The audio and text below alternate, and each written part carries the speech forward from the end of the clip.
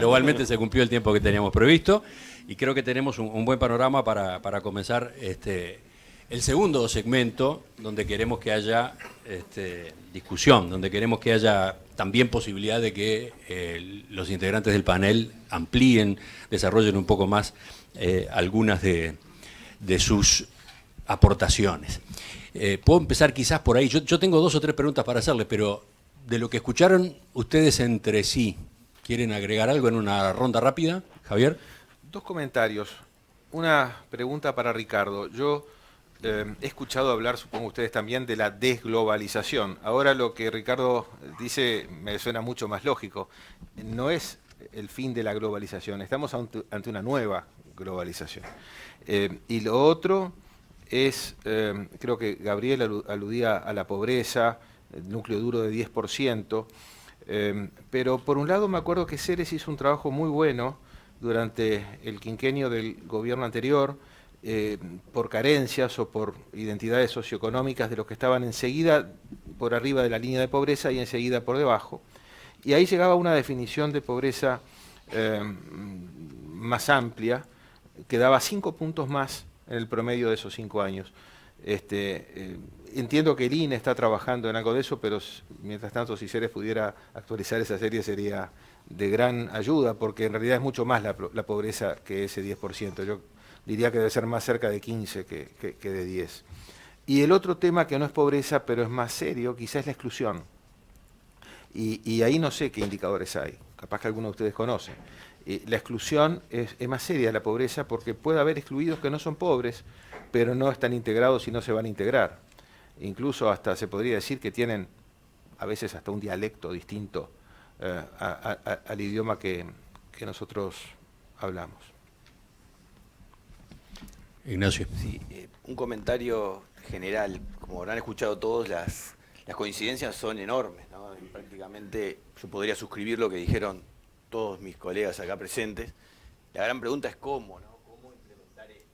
Y creo que esto solo se puede implementar con buenas instituciones que trasciendan los gobiernos de turno, porque todo lo que estamos acá hablando pasa muy por encima de un periodo de gobierno. Y hay que mirar experiencias que han funcionado. Esto en la mayoría de los países no se logra, esa es la realidad. O sea, la realidad que la norma es que no se cumple tener políticas que trasciendan gobiernos, pero hay algunas excepciones. Y en lo personal me tocó conocer muy de cerca el año pasado la experiencia de Australia, que tiene una comisión de productividad, que es algo que nosotros tuvimos una muy buena experiencia, que fue el GACH. Tuvimos una comisión de expertos que asesoraba al gobierno en materia de salud. Piensen que esto que funciona en Australia es una especie de GACH, pero de desarrollo económico y social, donde las políticas que van a afectar el desarrollo del país se tienen que pasar por el filtro del buen conocimiento de los expertos, y si se quiere hacer algo contrario, hay que argumentarlo. Y eso en el fondo es lo que pone trabas a dar pasos para atrás, porque a veces es mejor evitar pasos para atrás que seguir con una tendencia que el Uruguay hoy tiene un poco acertado, digamos. Eso es el punto clave que creo que faltaba de mi exposición. Esta agenda dual de reformas, tanto en lo de procrecimiento como pro inclusión, trasciende gobiernos y tiene que estar filtrada por una institucionalidad que sea técnica y que permanezca con la independencia y con la autoridad necesaria para frenar las malas políticas. Ahí tenemos otro punto sobre el cual profundizar, pero no sé si la mano que levanta Ana Inés viene por lo que dijo Nacho o para otro. No, viene por el lado, sí, de lo que dijo Nacho, de lo que dijo Gabriel, ¿no? De políticas de Estado, ¿no? O sea que para algunos puntos tenemos que concordar y generar políticas de Estado que trasciendan gobiernos. Y bueno, y eso me parece que es fundamental, que es un punto clave para poder avanzar. Estaba leyendo un poco de la historia económica de la Revolución Industrial, ¿no? Y Inglaterra, a mediados de los años de 1860, se dio cuenta de que no tenía la capacidad humana para poder responder a los ritmos de avance tecnológico y generó una comisión parlamentaria, ¿no? 1860 estoy hablando, o 60 y algo, generó una comisión parlamentaria, ¿no? Donde encomendó a una serie de expertos decir qué cosas precisaba el capital humano en Inglaterra para poder subirse al carro de la revolución, bueno, ya estaba, ¿no? Pero realmente aprovechar los cambios tecnológicos de la revolución industrial. Y a partir de eso surgen investigaciones que por 20 años recomiendan al gobierno inglés qué avances hacer, ¿no? En términos educativos, y con grandes cambios a nivel educativo en Inglaterra, que casi la alfabetización pasó de 10% a mediados de siglo a prácticamente 70-80% hacia fines de siglo, ¿no? Entonces, me parece que eso es algo clave, que creo que todos estamos de acuerdo, y es una prioridad a nivel nacional para la clase política, ¿no? Precisamos hacer acuerdos, políticas de Estado. Políticas de Estado, políticas de Estado.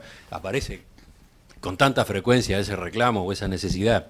Capaz que hay que preguntarse cómo se hace a su vez para que sean posibles las políticas de Estado, para que sea factible acordar y después implementar. Capaz que después volvemos sobre eso. ¿Quién falta?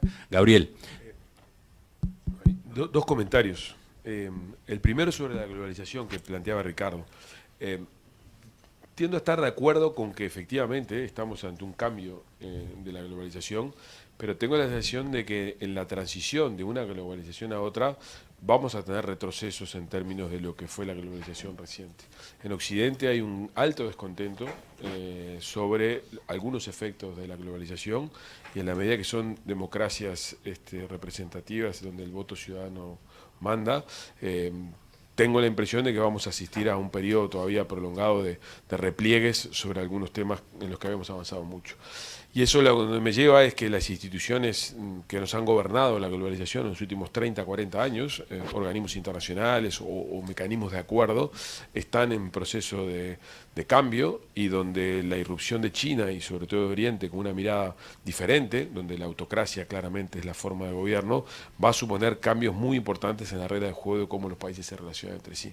Para un país pequeño abierto al mundo, en un territorio, digamos, hoy no mirado por ninguna potencia de manera dominante, como ocurrió hasta hace relativamente poco, sino que es un terreno en disputa, moverse desde el punto de vista de relaciones internacionales es algo complejo, y creo que nuestra política exterior está muy desafiada en este momento, porque el mundo es muy incierto y porque precisamos de una inserción externa diferente en un mundo que tiene estos procesos de vertiginoso cambio. Solamente pensemos un segundo sobre el TLC con China, cuál sería la razón por la que China haría un TLC con Uruguay, y cuestionemos, ¿no?, qué es lo que piensa Estados Unidos sobre eso, y es una decisión bien compleja de tomar, solamente por poner un ejemplo de esto que yo acabo de poner sobre la mesa. Y el otro tema de las políticas de Estado, yo creo que efectivamente es un tema crucial. Uruguay en eso no es un país que sale mal parado, si uno lo mira comparativamente, es un país que reforma en sucesivas etapas por la normación, los procesos de retroceso son relativamente escasos. Es verdad que el proceso es extraordinariamente lento porque la construcción de los acuerdos se hace muy lentamente en Uruguay. Pero hay una cosa que a mí me importa rescatar, que sobre todo estos días en la discusión de la reforma de la seguridad social creo que quedó de manifiesto. Yo no creo en las unanimidades en una democracia, y celebro profundamente de que haya habido actores, y que haya actores que no se suman a una reforma que yo creo que era necesaria. Yo estoy de acuerdo que en líneas generales es una reforma buena, pero celebro que tanto en la interna de la coalición como fuera de la coalición haya visiones diferentes que se manifiesten y que incluso amenacen con introducir cambios. Porque eso acota el margen de acción de los oportunistas. No hay nada peor para un país, como ocurrió en Chile hasta hace bien poco, de vivir ensoñados de que el sistema político tenía un rumbo, tenía un gran consenso, y esa sociedad surfeaba en una ola de prosperidad. Porque basta que aumenten el precio del boleto y se genere un descontento mal diagnosticado por esa clase política a cargo de todo, para que cuando quisieron acordar, el país que tenían enfrente no tenía nada que ver al país que ellos imaginaban tener. Entonces yo celebro que, como creo en el check and balance, y considero que es muy importante que haya un gobierno, que haya una oposición, y que, digamos, que se manifiesten las diferencias, creo que eso es algo altamente positivo. Por lo tanto, creo en las políticas de Estado, creo que es muy positivo que haya acuerdos generales sobre temas de largo plazo, pero creo que una cosa son los acuerdos y otra cosa son las unanimidades. Hay que tener en democracia mucho cuidado con las unanimidades, pues es la mejor forma de crear monstruos que aparecen por la ventana con soluciones mágicas que nunca prosperan. Esa, las unanimidades, y la otra, por supuesto, es no encontrar el rumbo con la Argentina, ¿no? Yo creo que Argentina y Chile, por razones diferentes, son la demostración clara que el principal riesgo que tenemos en países como los nuestros es la emergencia de jugadores oportunistas que no son representativos de la opinión pública, sino de un descontento o de una circunstancia transitoria que al final del día debilitan al sistema. Nuestro país tiene un buen sistema político, un buen sistema de partidos políticos que funciona, que se pelea, pero que encuentra puntos de acuerdo y puntos no, y eso es un valor muy importante que no hemos perdido de vista. Basta que viajen por el exterior, todos nosotros lo hacemos, para que eso es rápidamente reconocido afuera y por supuesto por quienes visitan Uruguay o quienes están en cargos de representación de organismos internacionales, en particular en América Latina. Le toca a Ricardo, que sé que quiere ampliar incluso sobre lo que dijo inicialmente, pero estaba pidiendo la palabra ahora Nacho, Sí, por lo que dijo Gabriel. Porque es algo muy relacionado a lo que acaba de decir Gabriel en relación a lo que entiendo como instituciones que velen por la factibilidad técnica de las opiniones que está bien que sean encontradas. Y voy a poner el ejemplo concreto de la discusión de la reforma de la seguridad social. Hay una gran parte del país que está en contra de la reforma de la seguridad social y el argumento fundamental es que el financiamiento de las nuevas jubilaciones no debería ser por mayor trabajo, sino por mayores impuestos a las empresas o a los mayores ingresos. Ese es el argumento que uno te voy a poner en blanco y negro, cuál es la discusión.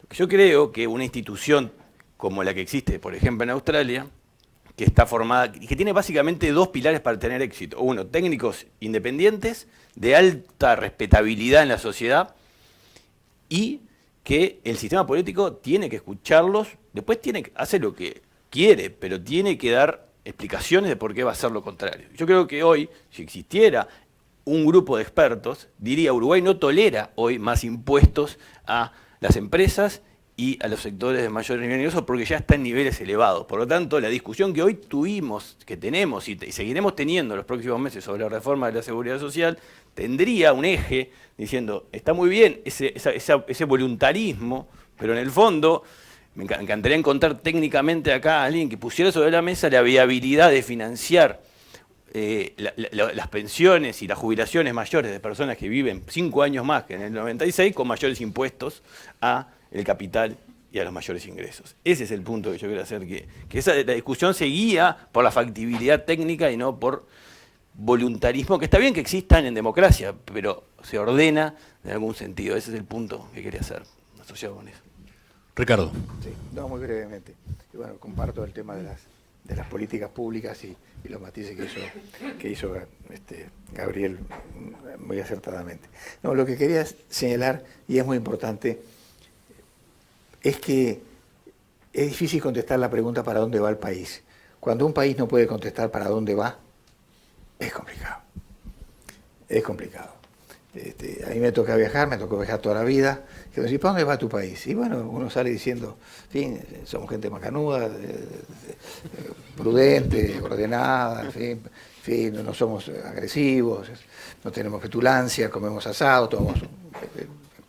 Pero te quedan mirando y dicen, ¿pero para dónde va? ¿En qué paradigma está? Y no tenemos paradigma. Esto en buena medida se debe, y es uno de los grandes temas cuando uno ve esta nueva era, el país tiene una pésima relación con el futuro. No piensa en el futuro. El futuro es muy cortito acá.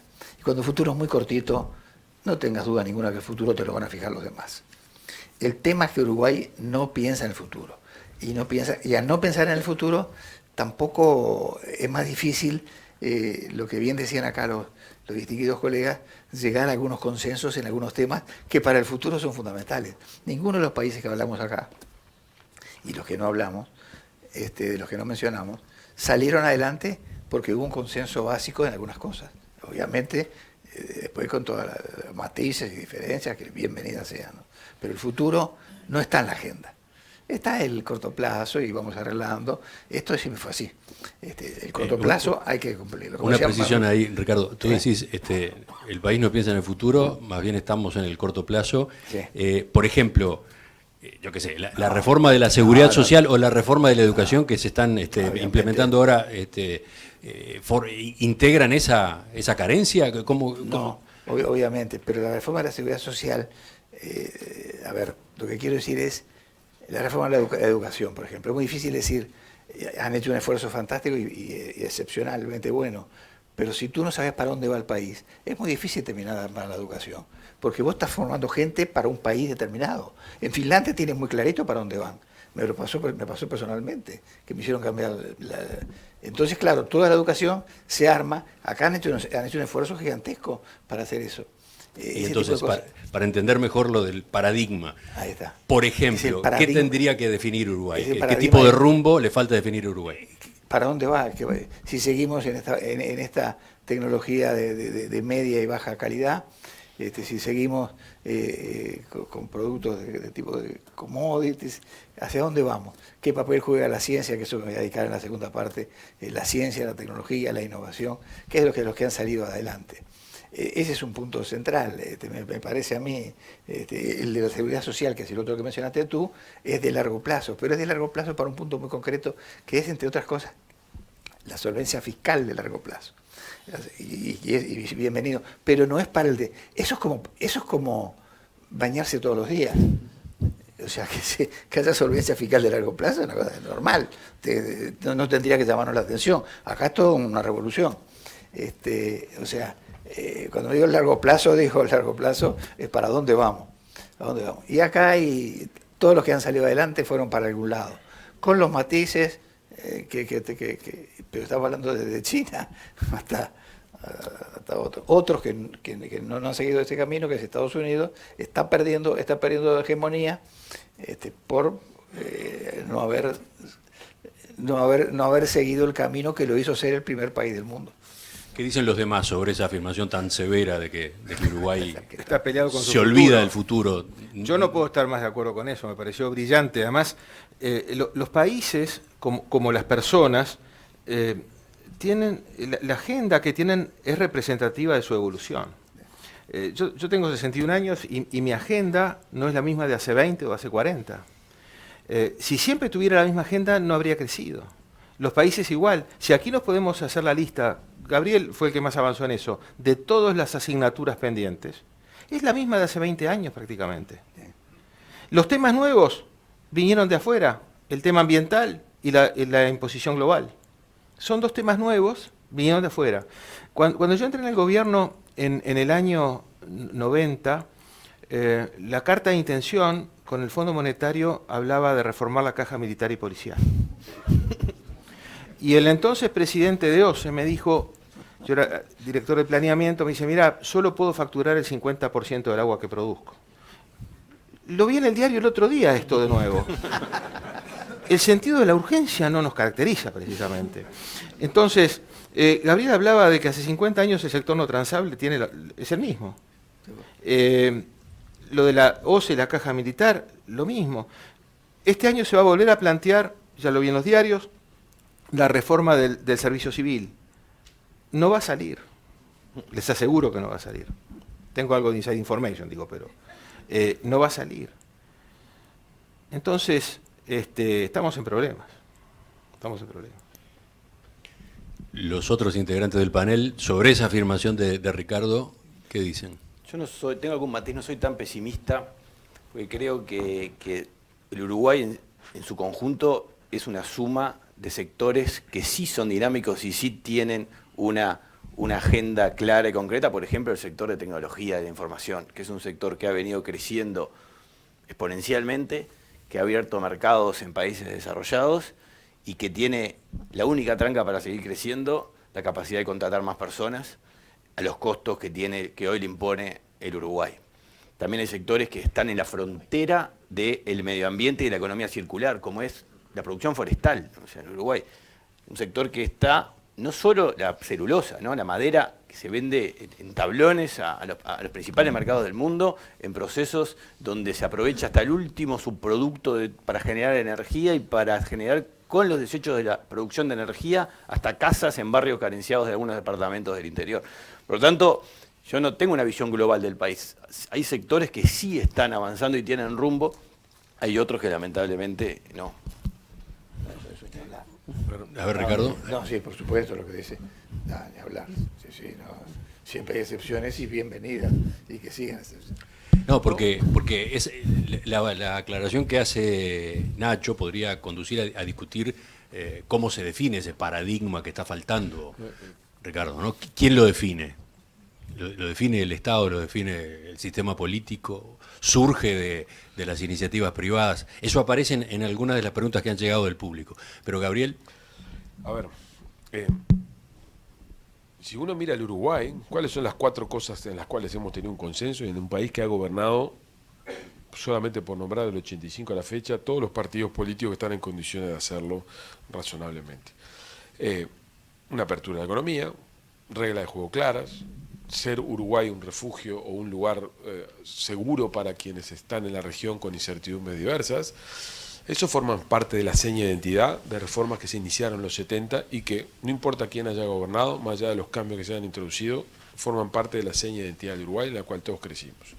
Efectivamente, hubo una visión de futuro en los años 70 que fue revalidada en todos estos años con distintos enfoques respecto de cuál debía ser el rol de Uruguay, porque ese es un rol totalmente distinto al que Uruguay tenía en los años 60 o al que Uruguay tenía en los años 50. Un cambio de paradigma que tuvo lugar y que el país recorrió con relativo éxito, porque como recién señalaba Nacho, aquí hoy tenemos una matriz exportadora que no tiene nada que ver con la de hace 40 años, en su composición, en su generación de valor agregado, en su organización de sus cadenas productivas.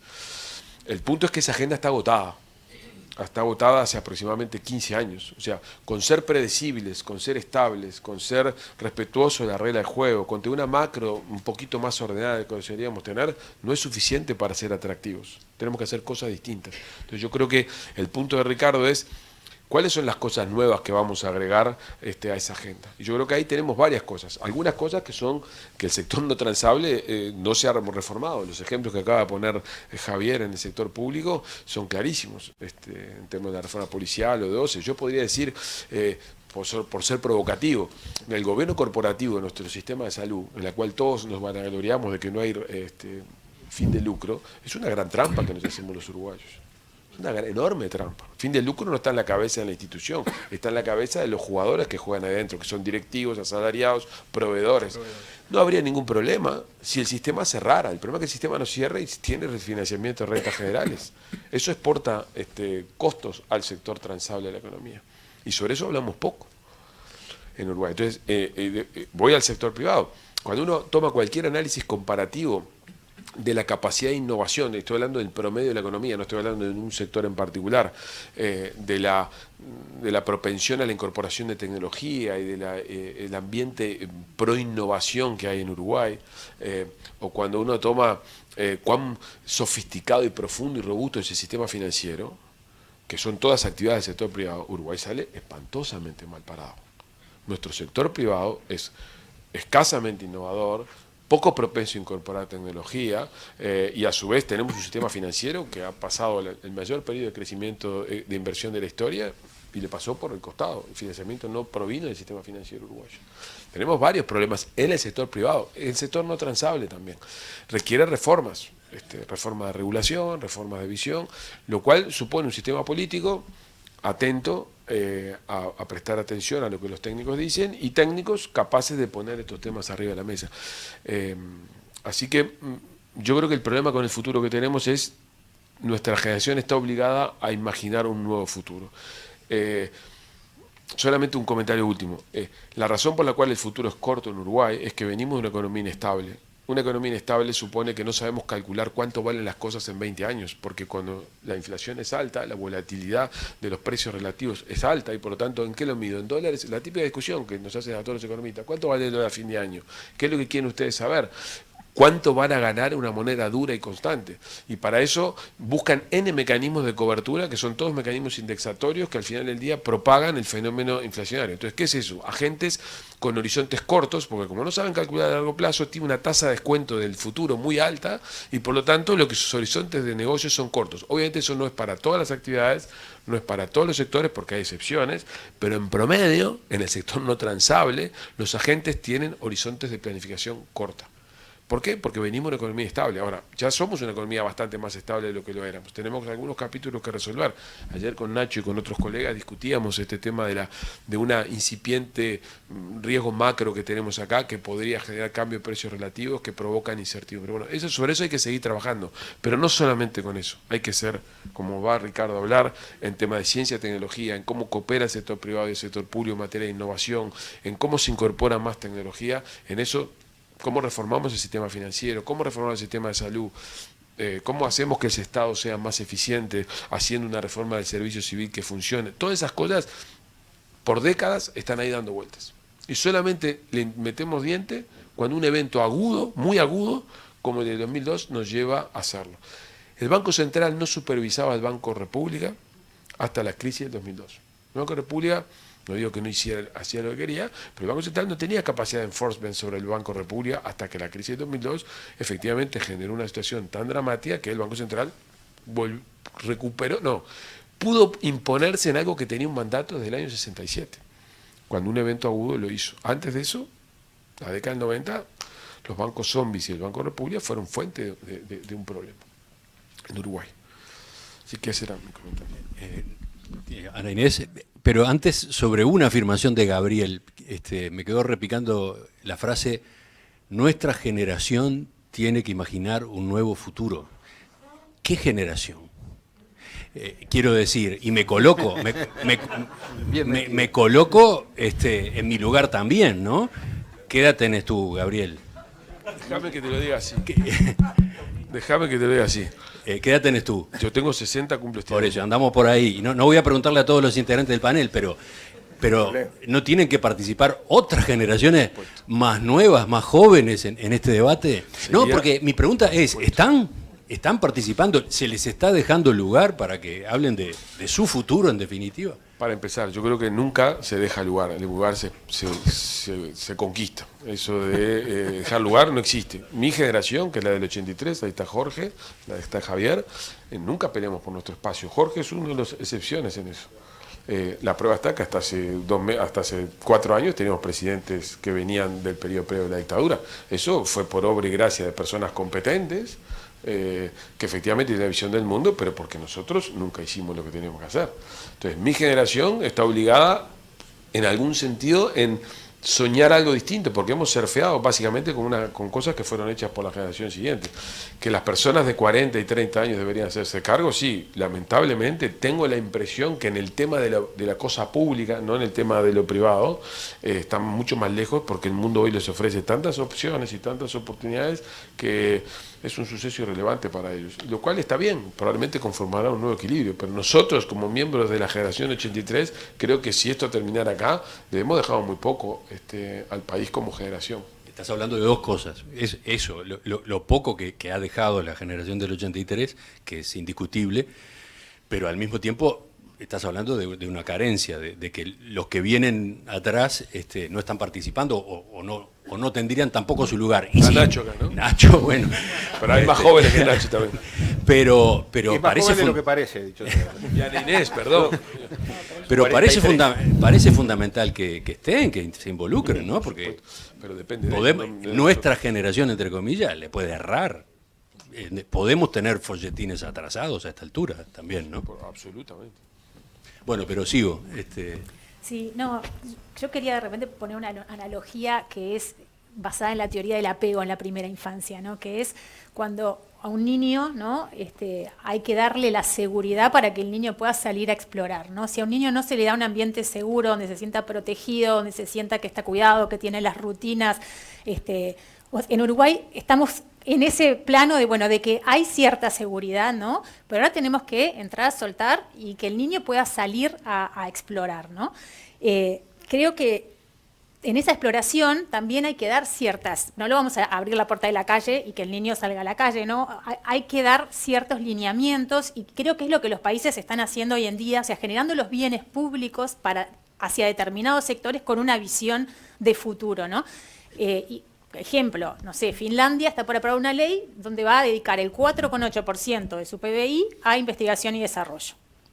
porque tiene clarísimo que tiene que dedicar más recursos para poder innovar y poder estar más a tiro en lo que es esta nueva era. Entonces, me parece que sí, esta visión de futuro la tiene que generar la clase política y decir, bueno, el Estado va a tener que generar estas plataformas, ¿no?, para que podamos como sociedad salir o estos bienes públicos, digamos, para que podamos salir a explorar y a desarrollarnos más, ¿no? Entonces, sí, financiar sectores para empezar a generar infraestructura de innovación, generar intercambios, generar más capital, o sea, promover, no quiero volver a sustitución de importaciones, ni mucho menos, ¿no?, ni volver a los 60, pero sí generar una plataforma para poder arrancar. Y creo que en eso estamos muy lejos, y en eso está la visión de futuro del país que nos está faltando, a dónde queremos ir y qué queremos apoyar. Ricardo, sobre eso, una pregunta antes de seguir. ¿Qué tasa de crecimiento tenemos que alcanzar? ¿Cuál? Llegar a 3.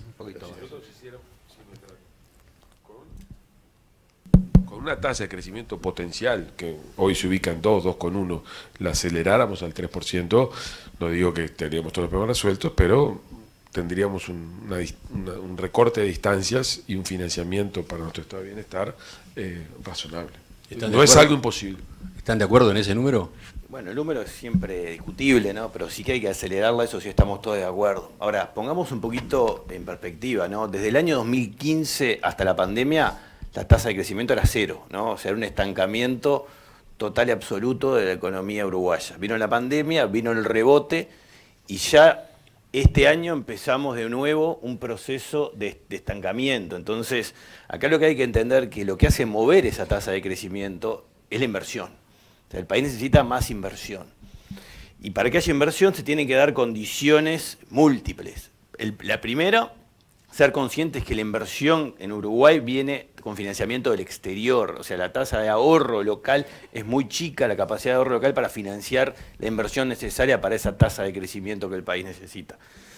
Para que haya inversión externa en el país tienen que darse varias condiciones. Primero, que haya interés en el país, y lo hay. Como hace muchísimo tiempo que no lo vemos. Cada vez que salimos del país, como decía Gabriel, nos encontramos con un interés gigantesco por el Uruguay. Hoy la marca país está muy en lo alto, pero eso no alcanza. Se necesita, para seguir, que haya una venta mucho mejor del país en el exterior, porque el interés se tiene que traducir en una inversión concreta y en la ejecución de esa inversión. Ahí ya, para mí, hay un gran defecto que tenemos hoy, que es la institucionalidad de cómo se atrae al inversor que está interesado en el país para venir e invertir. Ahí tenemos una deficiencia que hay que mejorar de forma urgente. Y después, una vez que está interesado y está haciendo los números, está el tema del costo país, que mucha de gente que está interesada en invertir y en vivir en Uruguay, cuando hace los números no le dan por las enormes ineficiencias que hoy tenemos asociado con la agenda pendiente de reformas, fundamentalmente del sector público del país, que hacen inviable económicamente inversiones que hay interés para tener en el país. Entonces, ahí es la clave de la agenda. Yo creo que no es, para mí, pensar en nombre del sector privado hacia dónde tiene que ir, sino facilitarle a donde el sector privado quiera ir y sepa a dónde tiene que ir, porque lo sabe, más que una planificación centralizada de cuál es el rumbo del Uruguay. Darle el entorno competitivo que hoy no existe en el Uruguay. Hoy el Uruguay es un país que no es competitivo, y no es solo porque el dólar esté en los valores que está, sino porque no están dadas las condiciones de regulación, de eficiencia del Estado, ampliamente considerado, incluyendo las empresas públicas, para que un inversor privado hoy encuentre un lugar rentable y que sea una plataforma para exportar al resto de los países del mundo. Ahí está para mí la clave.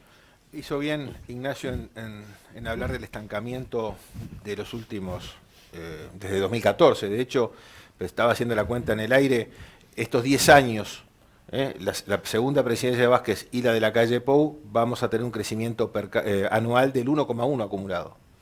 O sea, la mitad de la tasa de largo plazo. Y si le restamos el crecimiento poblacional, que nos vamos a enterar en este censo cuánto es, pero el último crecimiento intercensal fue 0,3, estamos hablando de un 0,8 anual, no es nada. no da para nada. Entonces, ¿por qué la distribución del ingreso de 2024 va a ser muy distinta a la de 2014? De hecho, el índice de Gini se estancó después de eso, cuando se terminó el viento de cola. 2012. Claro, cuando terminó el viento de cola. ¿Y por qué la pobreza va a ser sustancialmente distinta en 2024 y 2014? Esta es la prueba más clara y contundente de que no hacemos patria creciendo poco. Y por eso hay que crecer muchísimo más. Y bueno, la agenda es la que está. El tema es que, como decía Ricardo, ¿no? Es decir, estamos peleados con el futuro, ¿no? Ricardo. No sé si... Antes de darle la palabra a Ricardo, yo me baso en lo último que dijeron Javier, Nacho y Gabriel, para esta otra duda. Si el horizonte, digamos, es llegar a una tasa de crecimiento del 3%, y acá han estado en juego ya mencionadas una serie de reformas que hay que implementar, en el mejor de los casos, ¿cuándo podemos alcanzar esa tasa de 3%? ¿Cuánto tiempo nos lleva? ¿Cuántas de estas reformas que ustedes mencionaron hay que implementar? ¿Alcanza con implementar una, dos? Porque además sabemos, como quedó dicho, porque hay que buscar acuerdos, etcétera, que la reforma A, no sé, que un gobierno propone, después no termina siendo A, sino que termina siendo 70% de A o 60% de A. Entonces, ¿qué estimaciones pueden hacer sobre cuánto tiempo vamos a estar todavía en estas? ¿Cuánto tiempo vamos a estar sin llegar a esas tasas de crecimiento? Yo creo que el objetivo, por supuesto que el objetivo final es el crecimiento por todo lo que acabamos de decir, pero la clave es la tasa de inversión. Uruguay tiene una tasa de inversión entre el año 73 y el año 2003 de aproximadamente 14,6, 14,7 del PIB. Sin embargo, del 2003 a la fecha, la tasa promedio se fue hasta los 18, 17,8%. No obstante lo cual, en la última etapa que vivimos, justamente la que aludía Nacho, esa tasa volvió a niveles bajos. Ahí tenemos un problema. Si nosotros no tenemos tasas de inversión que se parezcan al 18, 17, 18% del PIB, idealmente 20% del PIB por periodos prolongados, como lo tuvimos entre 2005 y 2012 en un conjunto de circunstancias muy particulares que el mundo vivió, es muy difícil que Uruguay crezca a esas tasas. Entonces la clave es cómo generar un clima, como recién señalaban a Nenés y Nacho, de negocios, como para que las inversiones tengan lugar. Yo creo que tenemos dos problemas. En primer lugar, tenemos un tamaño de mercado muy reducido como para ser muy atractiva la inversión. Somos un país caro por muchas circunstancias, algunas que son arreglables, otras que no. Es un país chico, digamos, con un cierto nivel de ingreso elevado. Es un hecho estilizado que sea un país caro. Eso no lo vamos a resolver. Somos muy caros en términos relativos porque tenemos dos vecinos que son artificialmente baratos por desorden, sobre todo uno de ellos que tienen, y eso no nos puede obsesionar, pero eso condiciona la viabilidad y la existencia de muchas actividades, y eso es un desafío de corto plazo. ¿Cómo vamos a hacer para que en los próximos 2 años, 3 años, las actividades de frontera estén sometidas a esta diferencia de precios? Y eso no va a cambiar, no va a haber ningún evento que lo corrija. Ahí hay un conjunto de desafíos que hay que combinar el corto con el largo plazo y que el hacedor de política lo tiene que tener claro. Ahora, lo que es claro es, un país como Uruguay necesita abrirse más, Uruguay tiene hoy, ayer miraba los números, en arroz, en carne y en lácteos, menos del 15% de sus exportaciones ingresan con tratados de acuerdo preferencial. Australia y Nueva Zelanda tienen entre el 40 y el 50% de sus exportaciones. ¿Qué es lo que tiene Uruguay? Una tecnología de iniciación externa obsoleta, porque nuestro Mercosur no nos ha permitido integrarnos al mundo.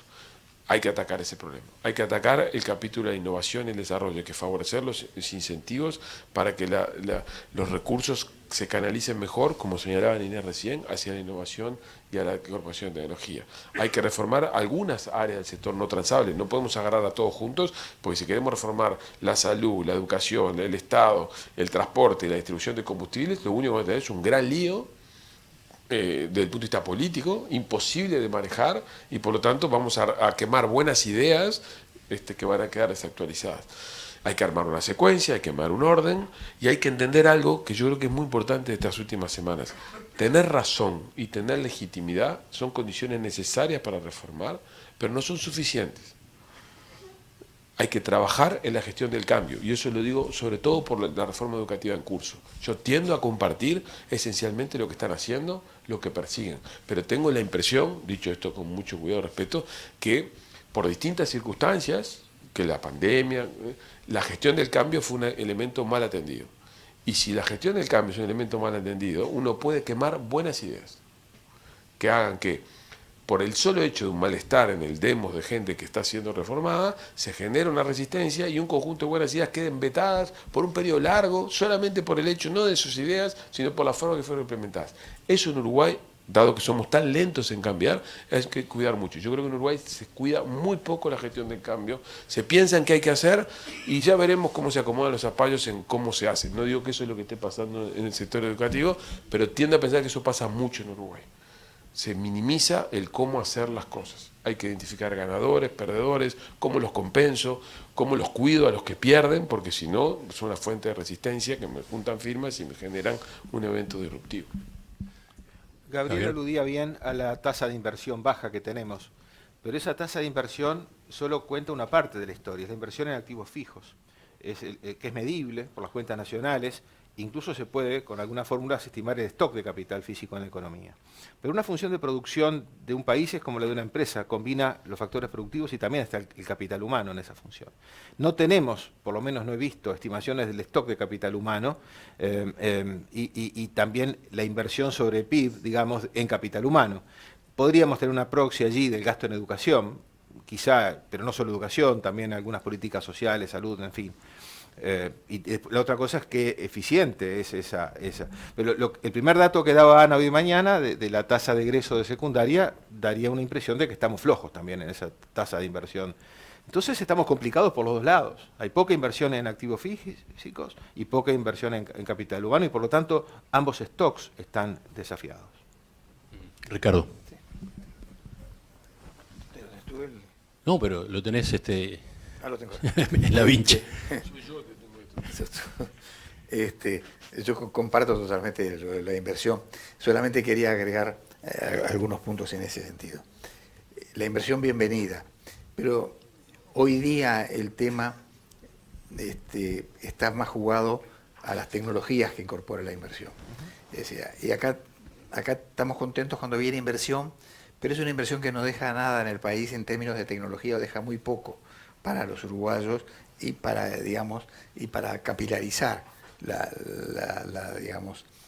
tecnología. Entonces, a mí el número de inversión hoy ya en el mundo como capital, digamos, quizá no sea el que explique gran parte, pero yo creo que gran parte del problema lo está explicando, digamos, qué tecnología estamos usando, qué rol está jugando la ciencia, qué rol queremos que juegue la ciencia, sobre todo las ciencias básicas, ¿no es cierto?, que son las que pesan más en la innovación.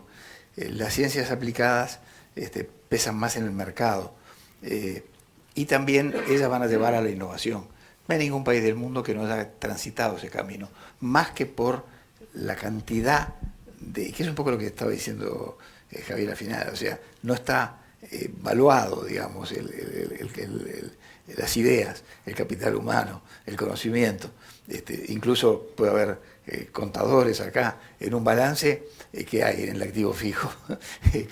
Ahí está las tierras, los activos fijos, que era lo que generaban el valor en paradigmas muy antiguos.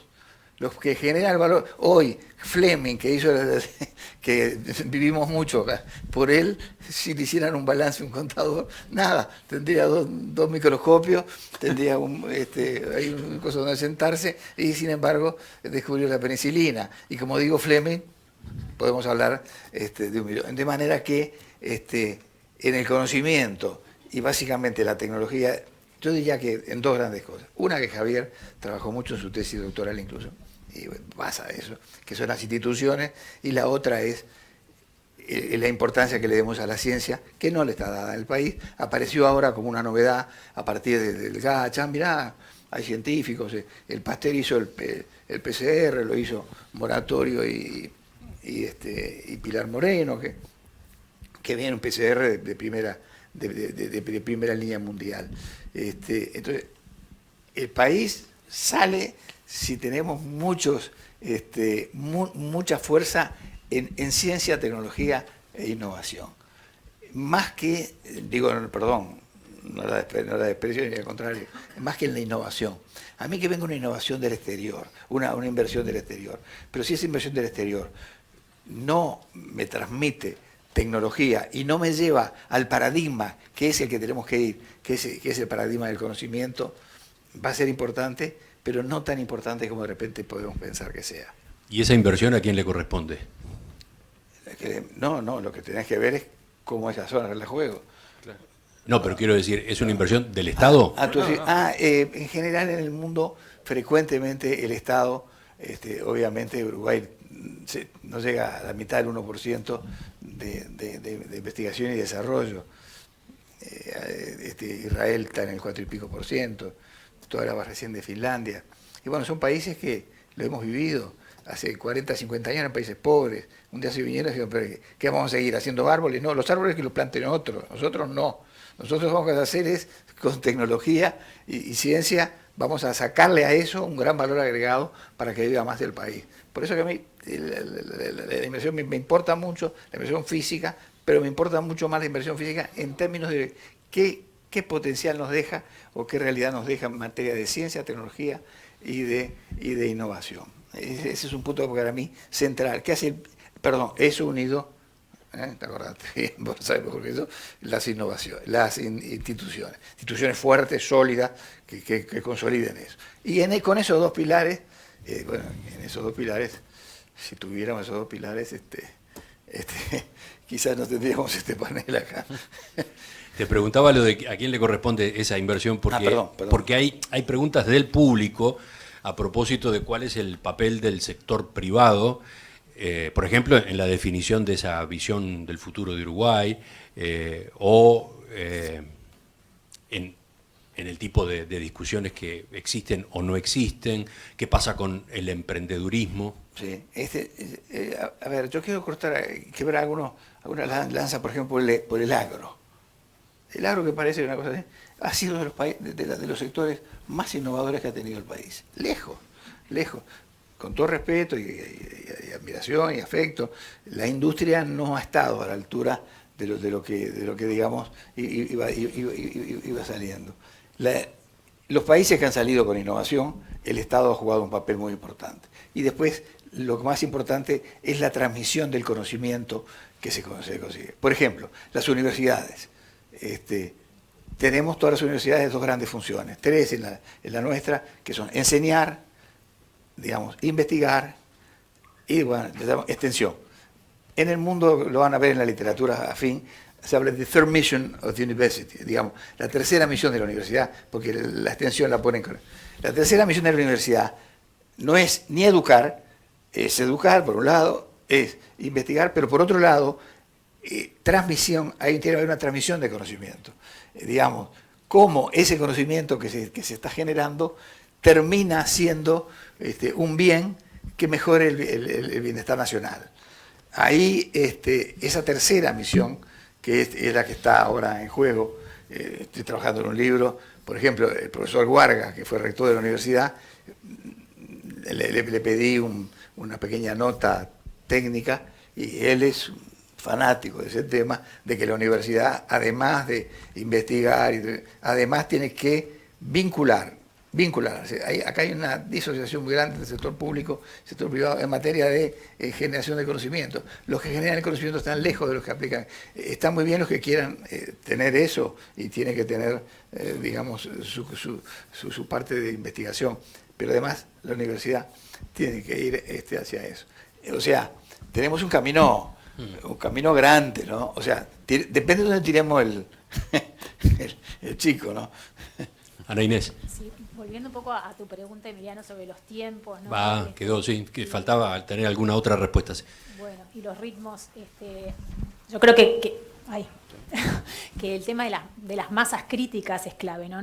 Todos hemos escuchado de repente de inversores del exterior que están pensando en venir a Uruguay y dicen, no, pero no tengo mano de obra calificada, no tengo suficiente gente que sepa de tecnología, por más que hay y que Uruguay ha avanzado en el tema de las TICs y ha avanzado en la industria audiovisual y en otros servicios que incorporan valor agregado, no tenemos capacidad, no tenemos mano de obra, ¿no? Yo les decía al principio, el 14% de los uruguayos de 25 a 34 años terminan la educación secundaria, terciaria, 14%.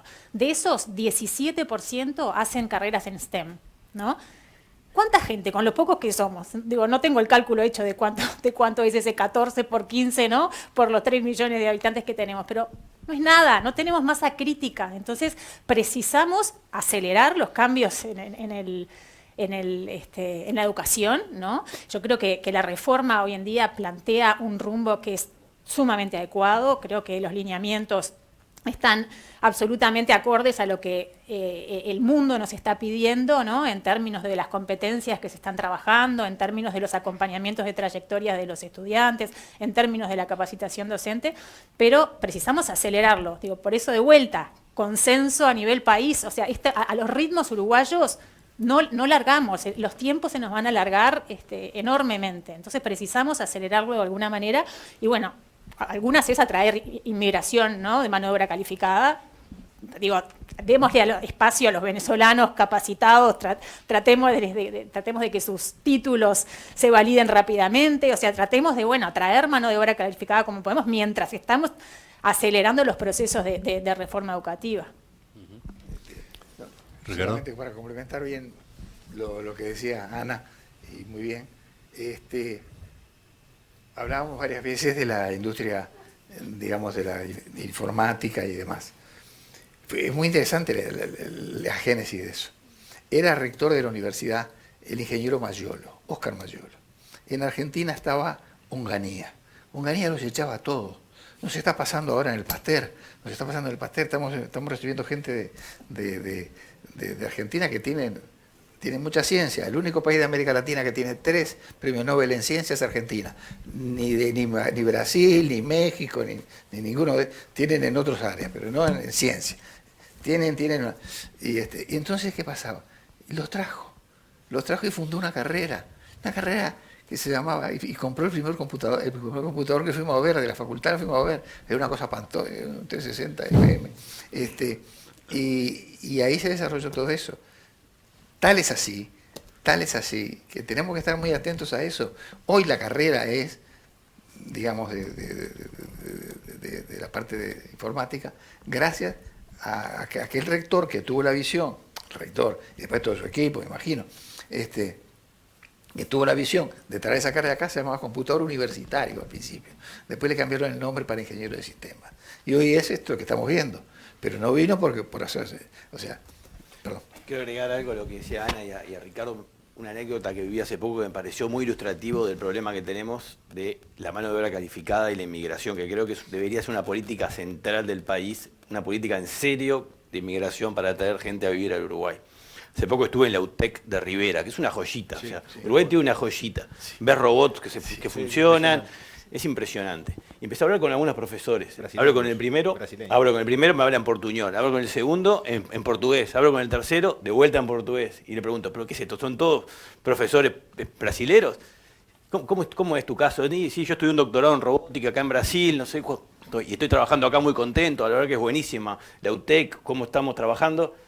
Pero ¿qué es esto? No, pasa que todos nosotros vivimos en Libramento. Por lo tanto, cobramos el sueldo de la UTEC y pagamos la mitad de alquiler y la mitad de comida. Exactamente. Esa es la única razón por la cual existen hoy profesores brasileños en la UTEC. Ese es un ejemplo puntual que resume el problema que tenemos. O sea, hoy, para un extranjero con capacidad, el Uruguay es un país poco atractivo y funciona en esas microexperiencias puntuales de vivir en un país que vale el costo de vida de la mitad y trabajar en Uruguay. Simplemente lo quería poner porque me pasó hace poco. Y está pasando lo mismo en ciencias de computación, en software.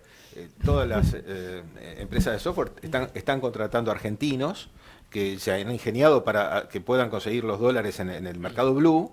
Y entonces es un sueldazo para ellos, es muy bajo para acá y cierra perfectamente. Pero no hay algo organizado, fue la espontaneidad del hambre y la gana de comer, ¿no? Bueno, de lo que me está llegando de aporte del público, agrego 2 puntos para ir después ya al cierre. Hablando del costo país, dice uno de los mensajes, solucionar que el Uruguay es caro es vital. logra, si solucionamos eso, si encaramos eso, logramos un aumento de la productividad.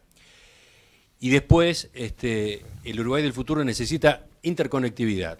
Necesitamos vías de conexión con la región y el mundo actualizadas, modernas y efectivas.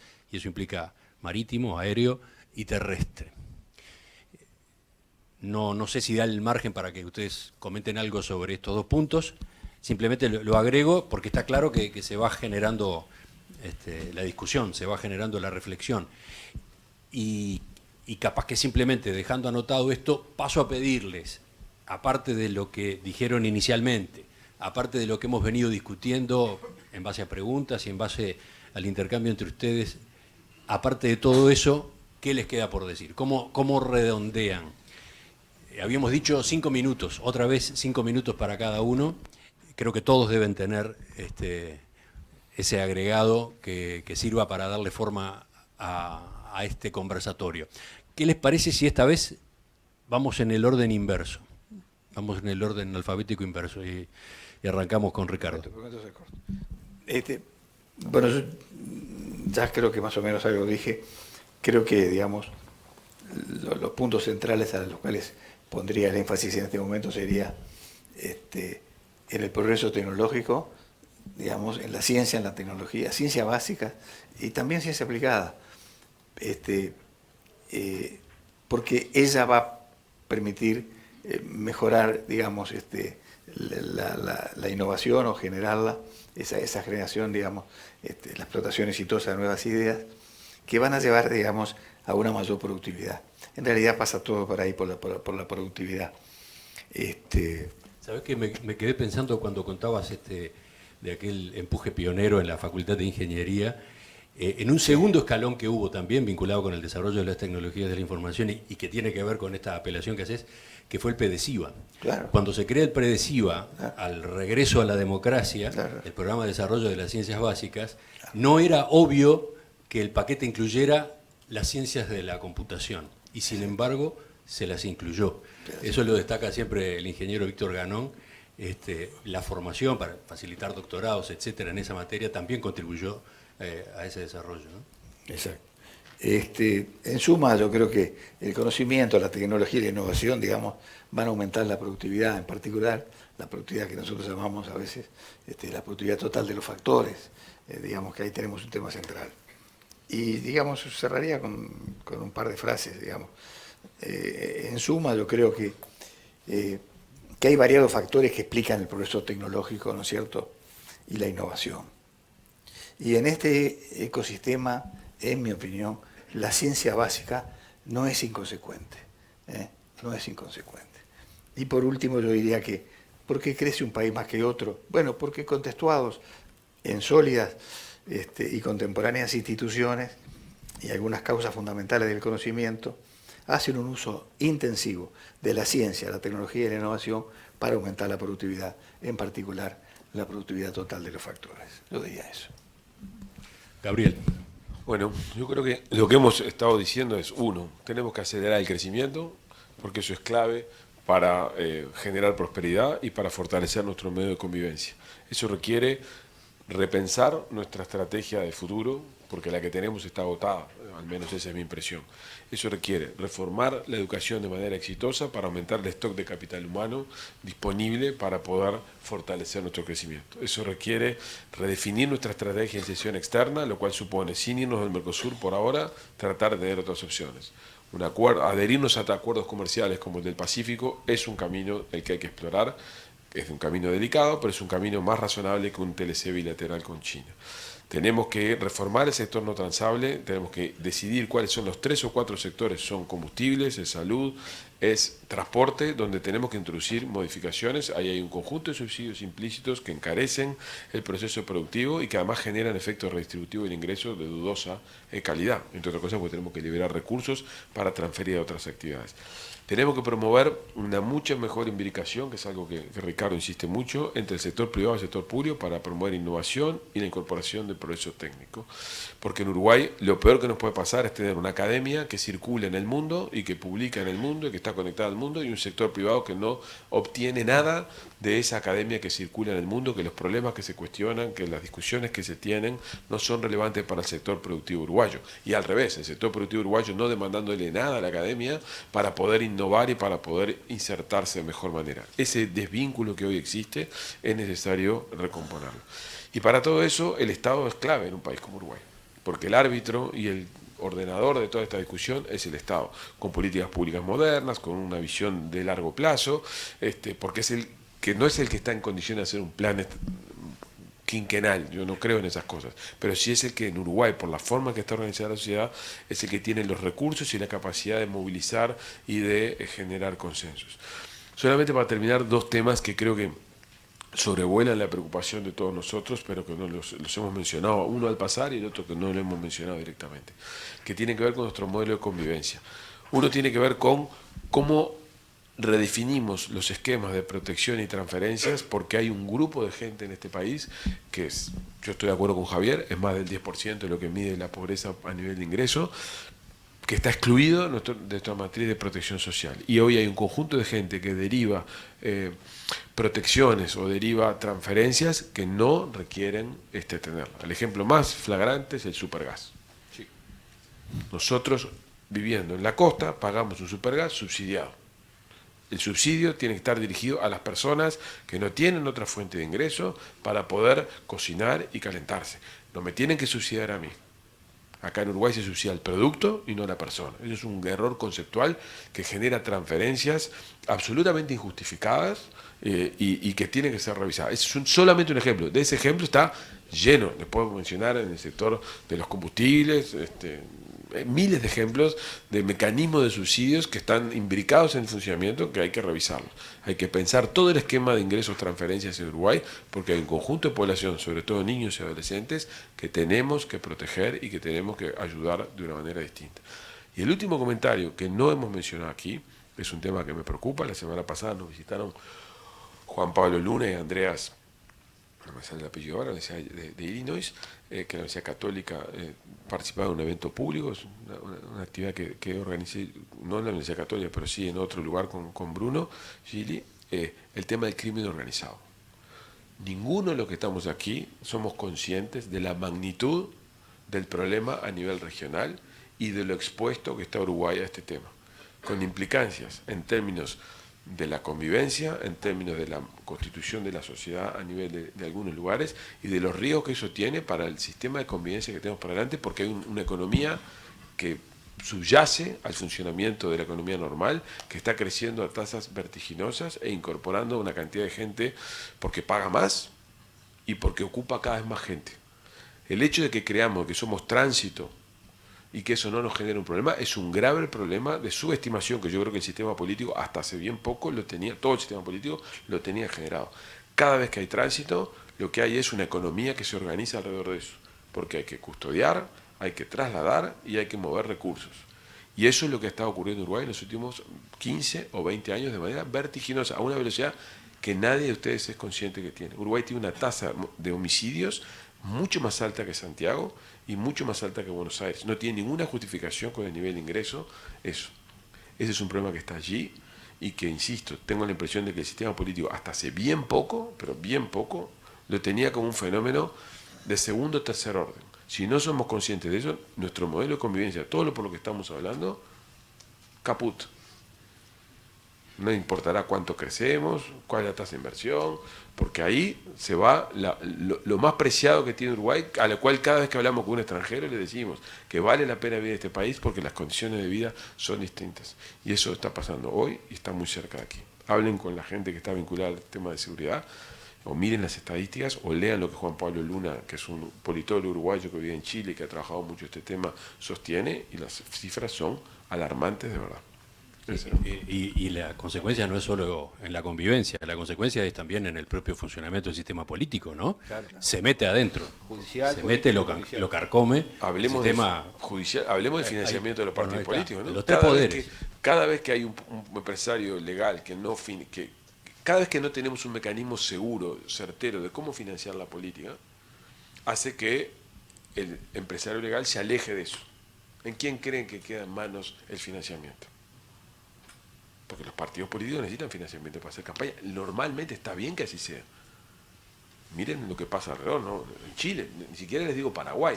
Chile, este fue un tema de la ruptura institucional que tuvieron en 2019, tiene que ver con temas de narcotráfico y financiamiento de partidos políticos por parte de bandas armadas. Eso pasó en Chile. No es que pasó en un lugar donde era razonable que pasara. Y a la velocidad que pasó fue sideral.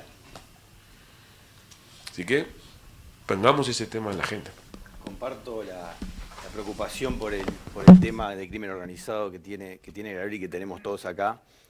Dicho sea de paso, desde Ceres armamos un equipo especializado al respecto, con gente que está muy contactada en inteligencia con el resto de América Latina y tenemos desde el mes pasado de marzo un informe mensual de un monitor de seguridad que le llamamos, que va a estar disponible para toda la sociedad todos los meses.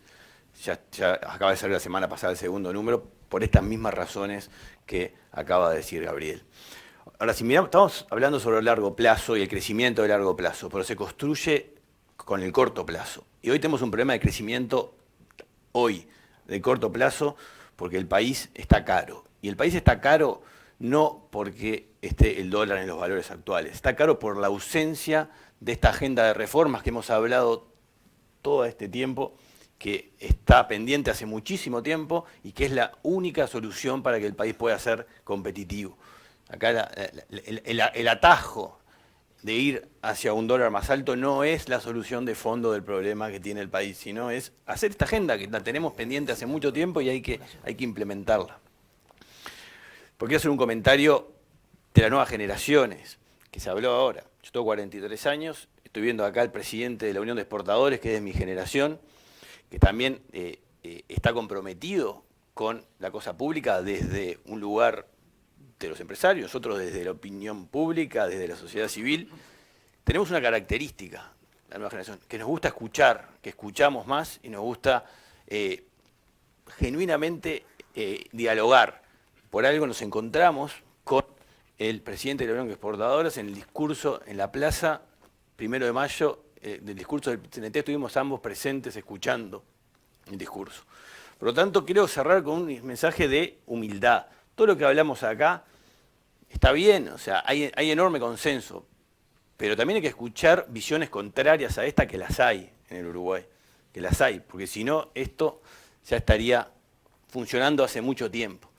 Así que, mensaje de humildad, y cierro con una frase que me gusta mucho de Borges, que dice: quizá haya enemigos de mis opiniones, pero yo mismo, si espero un rato, también puedo ser enemigo de mis opiniones.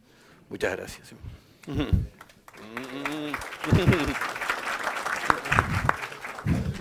Javier. Sí, 3 o 4 comentarios rápidos y breves. Decía Ignacio que no estamos caros porque el dólar esté bajo. No, además de que el dólar está bajo. Tenemos un dólar que sería correcto si hubiéramos hecho un montón de las reformas que se mencionaron sin haberlas hecho. Entonces, no es que el exportador pide más tipo de cambio porque está en la cómoda, no, le hundieron el tipo de cambio sin haber hecho los cambios fundamentales que lo hubieran generado. Ahí sí hubiera sido tolerable. En segundo lugar, Gabriel hablaba de la gestión del cambio. Y yo creo que la gestión del cambio empieza mucho antes de que la ley es aprobada. Es decir, empieza con un líder, y creo que el ejemplo de reforma de seguridad social está bueno para esto. Piense lo que voy a decir en términos de la reforma. Es decir, tiene que haber un líder, tiene que haber un equipo, tiene que haber mucho coraje de ese líder, tiene que haber gran capacidad política de surcir para conseguir las mayorías, aún aguando la leche, como dijo el presidente, y después viene todo lo otro. Hay que pensar si esto no me lo van a bombardear después y generar los salvoconductos para que ello no ocurra. Entonces, el ejemplo de seguridad social, claro, uno no se quedó conforme, y máxime después que el presidente dice que le echaron agua a la leche, pero también es mucho mejor esto que lo que había. La duda que me queda es si son reformas que son one shot gun, es decir, si el hecho de haber hecho esta reforma ahora inhibe volver a reformar por un plazo largo, cuando la reforma fue a medias en definitiva. En segundo lugar, la falsa dicotomía entre Estado y mercado. Aquí quedó claro que se requiere las dos partes. No es un tema de ideologías. En Uruguay hay casos notorios donde sobra Estado y casos notorios donde falta Estado. En Casaballe falta Estado, claramente. En las empresas públicas sobra. Y bueno, comparto lo que dice Ignacio. ACDE eligió este panel, pero puede haber otro panel que no piense esto mismo. Y sería bueno escucharlos también. Y después sí, claro, habría que hacer, ya que se me reconoció la iniciativa, un panel con políticos o con gente allegada a los partidos políticos y con líderes. Lamentablemente hoy hubo en sala solo uno. En todo caso, si van a hacer ese panel, mándenle el video de la reunión de hoy. Ana Inés. Bien, bueno, a mí me gustaría cerrar como empecé. Yo creo que la reforma educativa es la madre de todas las reformas. O sea, sin capital humano no vamos a lograr crecer. Y no solo eso, digamos, yo creo que no es solamente el capital humano como un medio, ¿no?, sino el capital humano como un fin en sí mismo para poder tener vidas dignas, para poder resistir los cambios que esta nueva era nos está poniendo sobre la mesa, ¿no? Gran incertidumbre. Y yo creo que bueno, los temas, por ejemplo, de protección social que mencionaba Gabriel o de crimen organizado, lo vamos a resolver si tenemos un capital humano de alto nivel. Creo que entonces la clave es cómo aceleramos la formación del capital humano en nuestro país. No nos podemos permitir que sean reformas que duren 20 y pico de años, y estamos 20 y pico de años rezagados con respecto a países como Chile, ni que hablar de otros países, ¿no?, de países del primer mundo. Entonces no podemos demorar 25 años en llegar a lo que Chile está hoy. Tenemos que profundizar, y para eso una política de Estado es clave, si no, no lo vamos a lograr hacer. También sí generar una institucionalidad del cambio, como también mencionaban, ¿no? O sea, entender las posiciones de los diferentes actores, involucrarlos en el cambio, eso también forma parte de la articulación para que esto avance. Diversificar el capital humano es clave, y ahí el tema de lo que le llamo la polinización intelectual de ideas, ¿no?, el poder intercambiar, el traer inmigración, el generar más trabajo femenino en el mercado de trabajo, que le aporta una nueva cara a lo que es el mercado de trabajo, el cruzarnos con la diáspora, el intercambiar con gente que tenemos afuera, ¿no? Entonces, polinizar más también es como una clave para mejorar el capital humano. Y a nivel de cómo acelerar en Uruguay la formación, y bueno, yo creo que cuando las cosas empiezan a tener alguna visualización positiva, yo creo que empezamos a transitar círculos más virtuosos, ¿no? Yo creo que en la educación venimos transitando un círculo vicioso, la gente se cansa, los docentes se cansan porque ven que no pueden con lo que tienen adelante, ¿no? Entonces tenemos que empezar a generar esos casos positivos de éxito, empezar a mostrarlos, empezar a mandar profesores, docentes afuera que vengan con innovación, hacer una masa crítica de docentes que de repente se haya formado afuera, y eso que empiece a polinizar y que empiece a generar círculos viciosos. Yo creo que por ahí va de repente la aceleración en el cambio educativo. Y por último, pensar entre todos en una visión de futuro de país, que me parece que es clave. Ricardo quiere hacer un último apunte. Muy breve nomás. Uno de los temas que hablamos acá, que a veces estamos atrasados, es por ejemplo, ayer hablaba un amigo, es el Tratado de Protección de Patentes. Yo creí que eran 156, lo llamé, no, le escribí un WhatsApp. Me dijo, no, son 157, se termina de adherir una pequeña islita que se llama Mauricio. O sea, eso, la imagen mala que da del Uruguay en el exterior, es la imagen de un país de otro paradigma, de otro momento histórico. O sea, no estar adherido. Alguien quiere innovar acá, se vuelve loco. Podemos dar ejemplos que no valen la pena. Pero Guarga, pobre Guarga, la que vivió el otro día en una charla con toda tu historia. Y así podemos mencionar otra cosa. Y para terminar con una frase esta de Franklin Delano Roosevelt. Hay una sola cosa peor que el fracaso, es no haberlo intentado. Bueno, nada más.